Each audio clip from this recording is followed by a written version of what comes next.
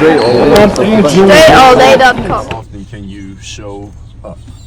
So this past Sunday, I'm recording this on a Tuesday, but this past Sunday, I was running a 10K race. And running a 10K is 6.25 miles. And that's my favorite form of competition other than sparring in the boxing gym.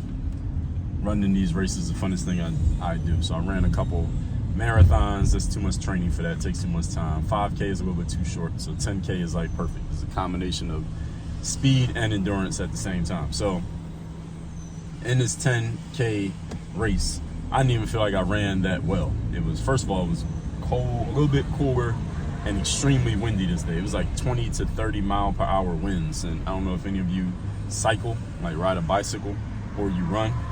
If you try to run or cycle when the wind is that strong, it feels like you're moving underwater, and it's not fun. It's not a fun feeling. Even if you're really fast, you don't feel fast because the wind is so strong. It's like pushing against you the whole time. This is not a tailwind, like the wind is behind you making you feel faster. This is the wind that's a headwind, which is hitting you in the face. So you feel slow as hell no matter how hard you run. So when the run ended, I did not feel like I ran that fast. I didn't feel good about it at all. I'm like, this was a kind of a shitty performance. That's how I graded myself I knew what my numbers were, but the whole purpose of the race is you want to see how fast you were compared to everybody else. So I didn't know what my numbers were compared to the other runners yet. So what I do after I finish the run, I go to my car and I change out of the clothes that I'm in, not all of them, but basically put the t-shirt on, grab my towel so I can dry off so I'm not sweaty and all that. Then I go back over to where the race is and I find the results.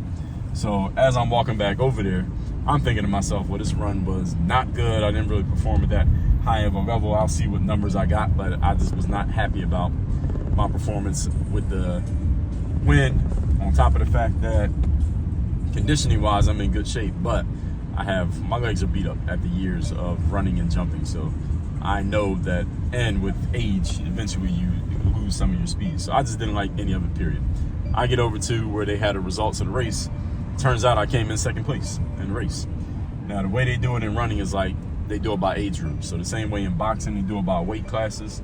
In running, they do it by age groups. So every time you run, you're comparing yourself to other people in your age bracket. It's like every 5 years. So it'd be like 30 to 34, 35 to 39, 40 to 44.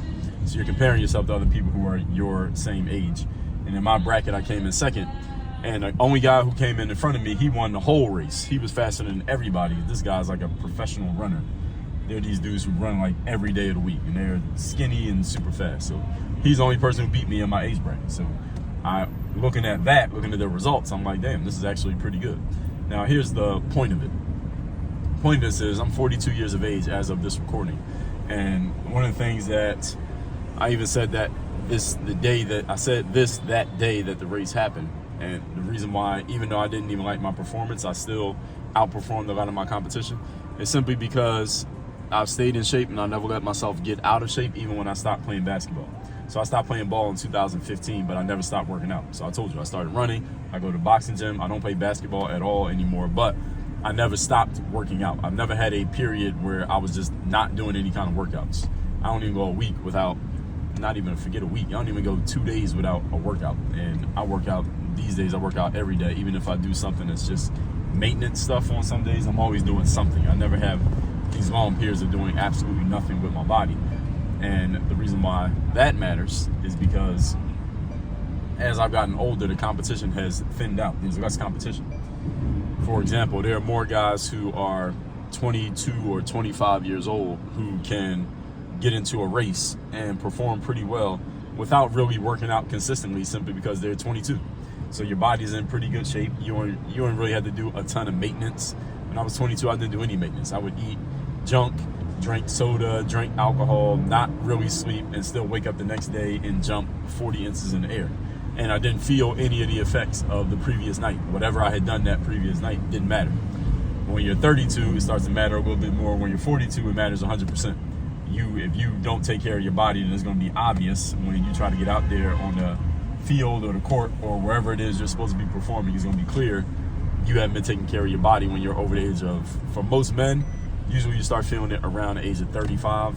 If you were an athlete, you start feeling it by the time you're 30. And the whole thing is, that because I've continued to show up and stay in shape and keep working on my body, as I get older, there are fewer men who are willing to do that. It's not that men are not able, just fewer men willing to do that.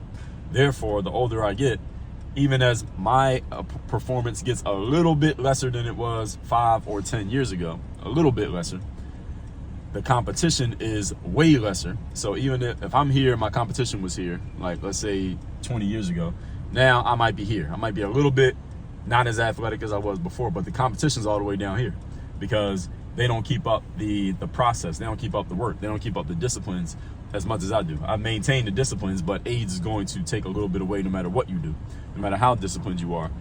And the competition now, instead of me competing against 100 people, now I'm only competing against like 15. And then if I was to keep this up, let's say 10 years from now, I'm gonna be winning. Let's say I run the 10K 10 years from now. If I stay in shape, I'm gonna be winning that race easily in my age bracket, unless I go against some random person who happens to be the super athlete who's specifically a runner. But generally, I'm be beating people. And when I run in these races, my aim is always to come in top 3 in the age bracket. That's my goal. If I come in top 3 in my age bracket, I'm good. And the reason I say top 3 instead of first place is because, first of all, with running, you don't control what the other people do. Like in basketball, if you're a really good shooter, I can play defense to stop you from getting your shot. In running, you can't play defense to stop somebody. So if they're fast, you can't. Not like you can trip them and make them not run fast. So I give myself the cushion of there possibly being 2 people faster than me in my age bracket. But other than that, I want to beat everybody else. So bigger picture to all of this.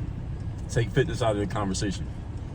Sometimes when I post videos online, whether this video is on YouTube or wherever you see this video, somebody will leave a comment and they'll say something like, Dre, I used to watch your content back in the days when you were doing basketball stuff. And then they'll say, I see that you don't get as much engagement or you don't get as many views on your content now that you were getting maybe on some of the basketball stuff that you had back in the day. But at the same time, that even though you're not getting the numbers that you were getting in the past, I appreciate the fact that you are still publishing and you still keep putting your stuff out consistently, even though the numbers may not be there the way that they were back in the day. And sometimes they are, sometimes they aren't. So sometimes these people are right about that, sometimes they're not. But the point of this is a question, really. How many people would keep showing up? And a lot of people simply don't keep showing up at anything in life. Like, how many of you have just consistently continued to show up at something long enough to really get the results out of it? A lot of people just don't show up. And speaking of, let's just say content, I'm going to keep putting out content. I do live streams, usually as of this recording, I do live streams every morning at 8 a.m. for like an hour or like an hour and a half to 2 hours. And on certain platforms, there's hundreds of people, thousands of people watching me. And other platforms, only a handful of people watching me. But even if I only had a handful, as long as I have something that I believe is valuable to put out there, I'm going to keep putting it out. I don't care if it was only 3 people watching or 1 person watching, I'm still going to put the material out. Whereas many people, some of you who are watching this are guilty of this. If you only had 5 people or 10, or you didn't have at least 100 watching your stuff after a week or 2, you might quit and stop doing it. The problem with this is, because on one hand you may say, well, if there's not that many people watching, maybe that means my stuff isn't that good, or maybe I just need a different approach. Maybe it is that you just need more seasoning. You got to put more time in the game so that people who might want to watch you can find out that you fucking exist. First of all, they might not even know you exist because you haven't been in the game long enough. You know how many people are out there publishing content? Millions of people publishing content. It's free and it's easy. So you got a ton of competition. So you can't always go off of just your numbers after a few tries because, again, you got to cut through the fat. And you got to stay in the game long enough to cut through the fat. This is the reason why I gave you the example of me running, that the older I get, even if I get a little bit slower in my running, my results are still high level because the competition is less. Because I've stayed in the game long enough to outlast the competition. I didn't have to get better than them. I am better than them. But even if I wasn't better, I've outlasted them. Just being in the game longer is a way of being better in many aspects of life. The other thing is, you may need time to just get better in the game. Maybe you just got to get better at making your live streams. Maybe you got to get better at how you're saying what you're saying. Maybe you got to get better at figuring out what type of material works for a certain content and what type of material doesn't work. And I'm using content here and running as the canvases and the examples of what I'm talking about here, but I want you all to understand this is not about running or making content. This could be about selling windows. This could be about installing carpet. This could be about being an architect. This could be about being a lawyer. It doesn't matter. Any subject in which you have to put time in to get better and improve. That's what I'm referring to here.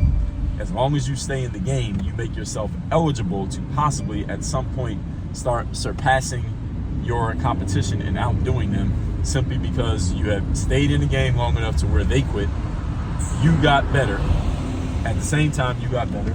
And third, the world, whoever your audience is that you're trying to reach, they have finally come around to recognizing and acknowledging your presence, because they just didn't know that you were there 3 years ago. But because you stayed consistent for 3 years, now they finally came to find out about you. Now, there are people watching this video right now. Some of you have been consuming videos on YouTube or TikTok or Instagram or wherever you're watching this video. This clip's gonna go everywhere. Some of you have been consuming content on these platforms for 10, 15 years, but you never knew who I was until what? 6 months ago, 3 weeks ago. This might be the first video of mine you ever seen in your life, and you like it, and you're gonna subscribe and follow me, and you're gonna start consuming all of my material that I put out because you like the message that I'm putting out right here. But had I quit 6 months ago or 3 weeks ago or 2 days ago or 10 years ago because I didn't have somebody like you watching me, well, how would I ever get my message across to you? Who knows? You might be the next person to buy one of my books, join one of my coaching programs. You might tell your boss about me, and I might go do a speaking gig for the company that you work for just because you mentioned me and you found my material. But had I quit, none of that would have happened. And here's the question, or not the question, or the statement that I want to pose to all of you, is that how many of you would stick around long enough to outlast the competition to where you could even get found, to where the luck could actually happen to or for you, to where it could actually pop off for you the way that you want it to pop off for you. And a lot of people simply don't do this. This is the reason why a lot of people come up short. So your opportunity here is in flipping this around. Can you stay in the game? Can you keep showing up? Can you stick to the disciplines? Can you stick to the process long enough for what some of you may consider luck or happenstance or chance or whatever title you want to give it, for that to actually shine on you? That's just an open-ended question that I'm going to leave here for you, that you need to answer not with your words but with your actions. So what I want you to do right now is go to workonyourgameuniversity.com. That's the link in the description of this video or my bio, wherever you're watching this, and get into my coaching program so you can have me as your direct coach, get access to all my trainings and courses and programs, and we can start making a clear system, a strategy that we mold into a system for you to be held accountable and implement in a way that's going to take your game from where it's at to where you want it to be over time, and not only immediately but also over time, so that you're good now, you get better now, and you're good for the long run, because we want to play the short game and the long game both at the same time. And no, you don't have to pick between them, you do both. That's all at workonyourgameuniversity.com. That link is down below in the description. Work on your game. Dre all day.